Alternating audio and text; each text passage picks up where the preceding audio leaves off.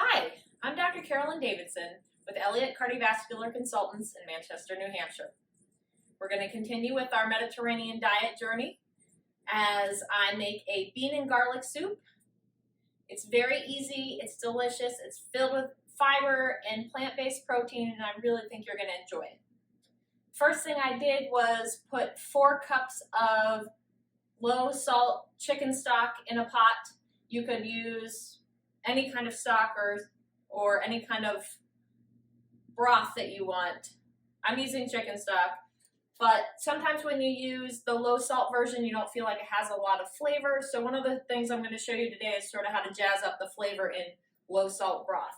So whenever we cook, whenever we have carrot scrapings or onions or bits of celery that we're not going to use when we're chopping vegetables, we put them in this bag in our freezer, and then I take it out when I'm making stock and I just dump it in there. So it's just basically bits of chopped up vegetables that I've been freezing. You can put really anything in here.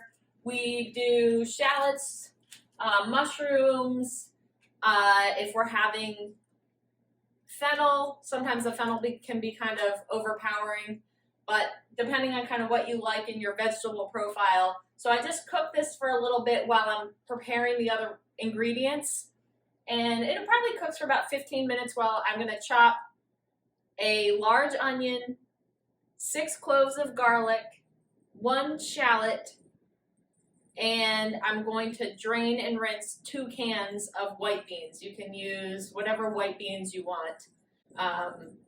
But I use the canned ones. You can use the dried ones that are reconstituted, whatever you feel is easiest for you.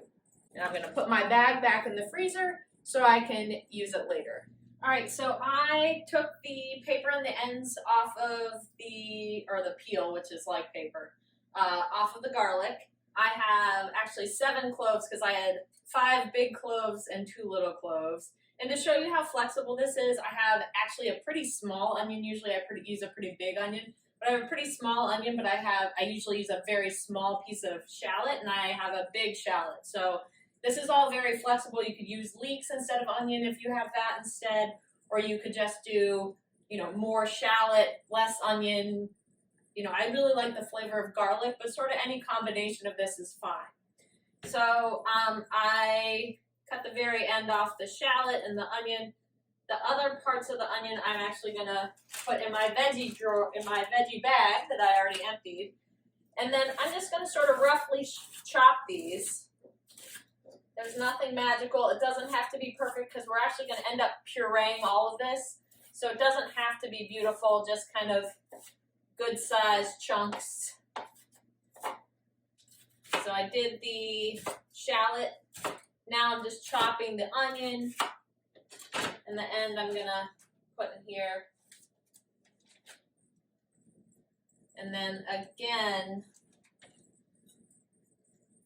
a decent sized chunk on the onion. So it's just sort of roughly chopped. It doesn't have to be perfect. And then the garlic, I just cut in half. But it is important to keep the garlic separated from the onions because the garlic goes in a little bit later because you can burn garlic. So after you have this done, you're ready to get started.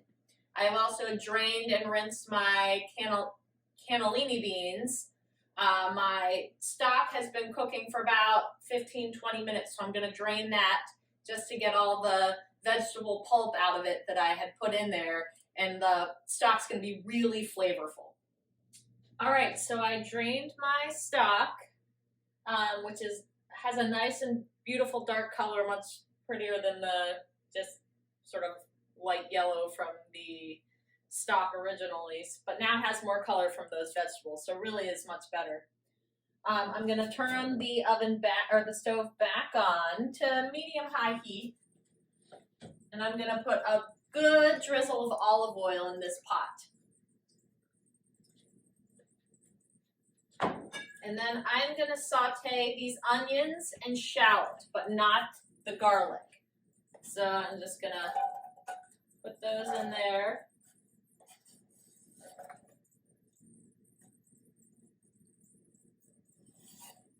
Make sure I do not get the garlic in there. I'm going to turn up the heat just a little bit. At least to get it started. And then you're going to cook these for 5 to 10 minutes until the onions look nice and translucent, but before they really begin to caramelize. So you don't want a whole lot of brown color. A little bit's okay. You don't have to watch it obsessively, but, you know, until it's translucent but not burned. So you can turn it back down. I did turn up the heat for a minute, but I'm going to turn it back down again. And just cook that for a few minutes. I'm going to put a little pepper on here. You can put a little pepper if you're not having a problem with heart failure or hypertension. You could put a little salt in here too. All right, so I've been cooking this for about 5 to 10 minutes. It's just starting to caramelize. So I'm now going to add about 2 or 3 leaves of sage, which are just sort of these fuzzy green leaves. And I'm just going to let them saute for just, I don't know, 30 seconds to sort of get the oils.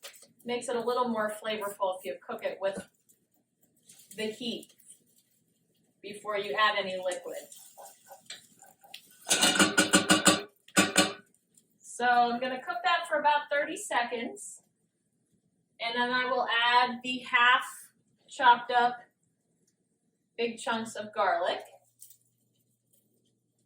And then I'm going to add my rinsed and drained 2 cans of about 15.5 ounces of beans. And then I'm just going to let this saute for another minute. And it already smells amazing. I'm going to give this one more stir.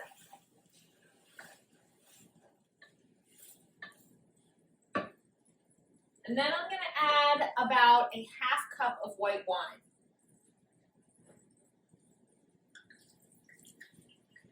I don't measure that. If it's a little bit more or a little bit less, it's not super important.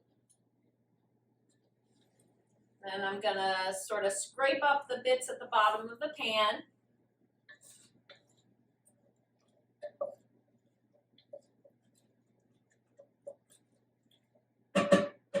And then I'm going to add my 4 cups of chicken stock back in there.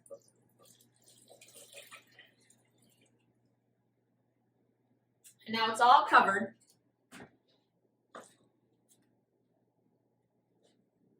And I'm going to cook this for about 25 minutes until the liquid's reduced a little bit and everything's nice and soft and come together. So it's got to come to a boil on the medium-high heat. You can turn it up a little bit while you're getting it to a boil. When it gets to a boil, you're going to turn it down to a low heat and just let it simmer for 25 minutes. So I actually let this simmer for about 20 minutes. Then I turned off the heat, let it sit for 5 minutes. And now the soup is done and we're ready to sort of help bring it all together. And I'm going to use an immersion blender, which is basically just a little blender attachment to this little hand wand. You can use a regular blender. That's no problem. You definitely want to cool it down before you do it in a regular blender. Just there are some parts of the blender that are more sensitive to heat than others. So definitely let it cool down before you either use your immersion blender, but if you're going to use a regular blender, definitely let it cool for a few minutes also. So right before I blend this, I'm just going to give this a sort of a heavy splash of cream. You don't have to add cream. I just think that it's a nice way to sort of finish it. Obviously, it's got a lot of saturated fat and calories, so you absolutely could skip that part. I think it just sort of pulls it together a little bit. So I'm just going to take my hand blender.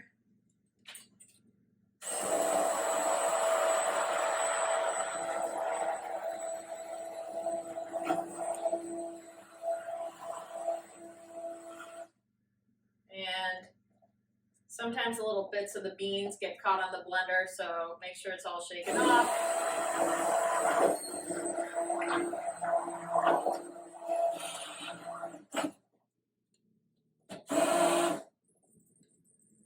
And it just takes about 30 seconds to a minute to get it all blended.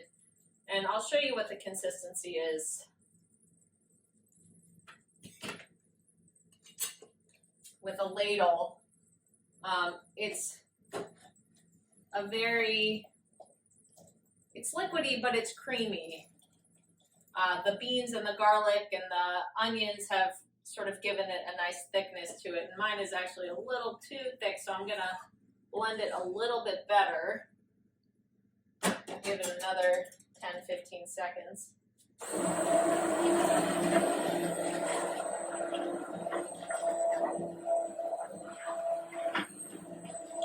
I don't like any chunks in this soup, but you don't have to blend this together. If you want it sort of separated, you can absolutely do that too. I just like how nice and creamy it is with the beans. And so I usually serve this with a really crusty whole grain bread and just a green salad. So it's really sort of warm and delicious and wonderful. It's got a lot of wonderful flavor, just so you can see how it looks.